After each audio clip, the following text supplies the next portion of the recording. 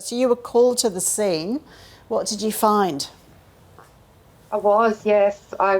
When I arrived, there was a big eastern brown snake stuck in a bike chain. It was stuck mid-body, so its head was out and swinging around. It was in a lot of pain, so it was biting itself. Oh gosh, that's not good to hear. How hard was it to free the snake from the chain? Oh, look, it's always quite dangerous in those situations because we've got to contain the head in order to be able to free the body. Given it was such a big snake and it was so caught up in the chain, I actually needed to contain the head and get some of the members of the public as well as a police officer to help untangle it. So, yeah, it was pretty tricky. We're looking at pictures now of the snake and you in action, Sarah. It's a big snake, wasn't it? It looks big. Yeah, it's definitely a decent sized eastern brown snake. It was blind in its left eye. So what you're saying that it didn't see the bike, perhaps?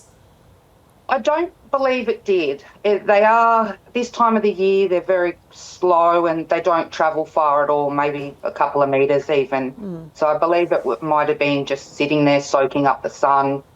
And unfortunately, the bike rider has come from the left side and it didn't see it coming, so couldn't move out of the way.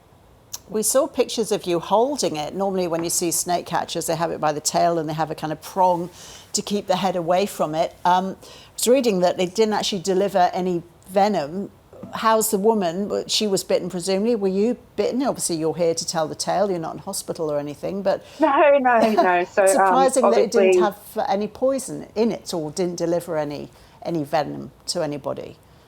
yeah. So basically, most bites are dry bites. It's an adult eastern brown snake. So when they get to that size, they've been around a long time. They know that they can bite something and, it can just, they don't need to inject venom to scare it enough that the person or the item's going to run away.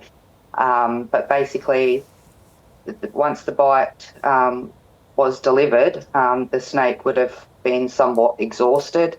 And obviously that it was caught up, it would have been rather in a lot of pain and, just needed to be taken out of there. Okay, the woman was released from hospital. She seems fine. The snake didn't make it, though. Is that what you're saying? No, sadly, I did need to euthanize it, which was the best option for it. Our closest wildlife hospital is half an hour away. It would have been quite cruel to drive it all the way there in all that pain. So as soon as I was out of the public eye, Yeah, it was best to take it out of pain. you made the kind decision there. It's winter, so are snakes active in winter? I thought they hibernated when it Look, I was wouldn't, cold. I wouldn't call it active. It's not hibernation. It is a form of hibernation. It's called brumation. And basically because they're cold-blooded, they can't move unless they get warm. So they'll choose somewhere to stay. And if that place warms up, then they might come out, they might go a couple of metres, they might have a drink, they might even have an easy meal, but they don't travel. So they're not on the move going anywhere. You might sight one just sitting there soaking up the heat. And what should people do if they find themselves in this situation, face to face with a brown snake or indeed any other snake?